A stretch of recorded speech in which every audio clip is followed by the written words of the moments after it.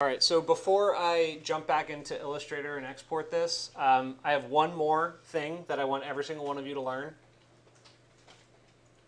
Every single one of you will learn this one, okay? When you accidentally deselect something, you can reselect it provided you haven't selected something else already using select previous. And that looks like this. So let's say my geometry got placed at the origin, it's underneath my model, and I accidentally hit escape. And I'm like, oh crap, I need to go back and select them all. And I go this, and then that, and then that. So, yeah. So if you're in that position and you accidentally deselect it, the easiest way to get all that geometry again is SELPREV. Select previous. And it selects the whole thing that you just deselected. What? That is awesome. Yeah, I know. It is so cool, isn't it? I just know the one from AutoCAD where you just put the same stuff. Huh? On AutoCAD, like when you want to select like the previous, you just put. Like I'm crying. I didn't know that. Okay. All right. So let's basically take this geometry and put it into Illustrator and look at it. So, for those of you who do not know Illustrator, you're going to get the quick and dirty explanation of how to get this thing into the sheet and how to make it look kind of right. Okay, so there's only going to be like 4 or 5 things I teach you here. Outside of that, I think we'll just teach the settings and everything as it comes. So Rhino is going to export from the top view when you export selected. It's just inevitable. So if you happen to have it in your perspective view, it's going to come out all weird looking. So that's why you use Make 2D. When I go to File, Export Selected, I need to put it in a location, and mine happens to be a dump location here. So I'm going to call this dump section. You can call it something more appropriate, but it starts you off saving it as a Rhino 3D model. Still a vector format. Technically, it's a vector format that's 2D. That's kind of okay, but generally speaking, you want to make sure that it's a DWG before you bring it into Illustrator. So a DWG is an AutoCAD file. We don't need to learn AutoCAD, but we're going to pass it through as an AutoCAD file into Illustrator. So AutoCAD DWG. You can hit options and change this to like a 2004 lines. There's been some discussion in the department about that being a more stable file type than the default setting for whatever reason. So I would say, you can leave it on default, but if you have any errors or something, or weird geometry that starts showing up or deleting, maybe switch it over to 2004. Okay. Then hit OK, hit save. Default, OK. So now back to Illustrator. Okay. In Illustrator, it's going to ask you for something that's rather unique. But actually, first, I want you to look at this little button on the right-hand side. It's called Layers. So, first off, for how many of you is the term or the idea of having layers in a drawing brand new? It's okay if it is. I just need to make sure. Okay, so you know what layers are. Well, in a 2D drawing, I should say, not not a Rhino layer. Okay, good. So so with this layer, we basically are going to be able to drop in our line work on another layer that happens to live above the drawing behind it, right? Makes sense. It's like we're tracing it. So create a new layer using this little button, little leaf with the folded corner, or page with the leafed corner. Why do they call that a leafed corner, by the way? And speaking of leaves, why...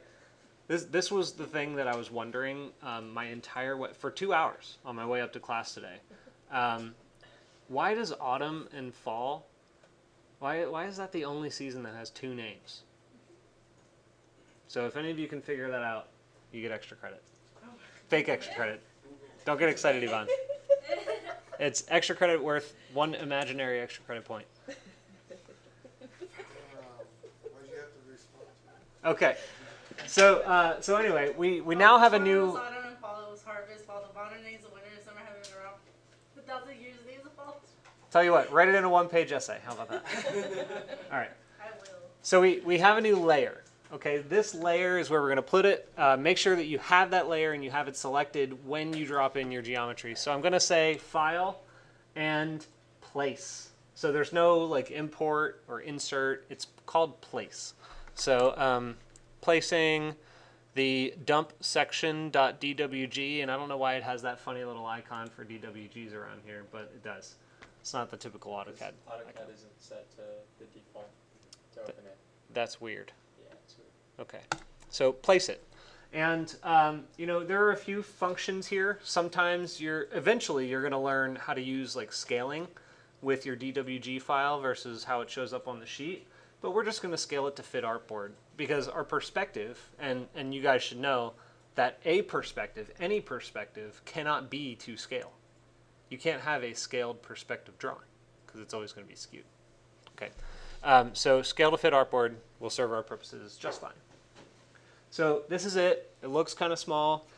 We actually have to go through the sometimes laborious process of basically making this thing fit. Okay, you'll notice that mine is really small because I have extra geometry. So let me turn off the layer below. Oh no, I can't because it's, let me lock it. So this locks it so I can't edit. And this like toggles whether or not it's visible. But the reason, and this is just mine, it might not happen on yours, but the reason that I have graphic issues with how big it is I have these extra little dots on the end. And I just know that they're there, so I'll get rid of those. But what you're really going to do is, with these objects selected, and you can window select, it's a lot like the other stuff we're doing. With these objects selected, you're going to maximize it proportionally. Proportionally is very important. You're going to maximize it proportionally so that it fits. And to do that, when you grab this, see how it kind of stretches it? You have to make sure it's proportional by holding Shift, which I think many of you by now are used to in many software packages. So now let's talk about best practices for how you get it to fit. Generally, what I do is, just like you're seeing here, I try to align the farthest edge of my line work that is in frame. And then I'll go to the other side, and then I'll try to align the next farthest edge, which would be like one of those flute endpoints, like right there. And then you can shimmy it up. The good thing about Illustrator is that you can shimmy it up using the arrows. And I still need to scale it up a bit more. So I usually keep kind of like, you know, you can click and drag to put it somewhere and try to get it so that it's just right. And if for some reason you can't hit that sweet spot where it's perfect, you can always zoom in. So it looked right from far away, but it's not really right. You can alt and scroll wheel forward and backwards for zoom. Yes, you can. Thank you. And then you can control and scroll wheel left, so you go left and right. Thank you. Yeah. So what Ahmed just said is you can alt and scroll wheel to zoom in and out, and you can control and scroll wheel to go left and right. Thank you. All right. So that's inserting the file. Let me see how the time is on this before I continue. All right. So I'm going to stop this video here. I didn't really show you very much. All I really showed you was taking a DWG, putting it in, and putting it on a layer, and scaling it up to size. So what questions do you have? None so far? Good, because this is all fundamental stuff.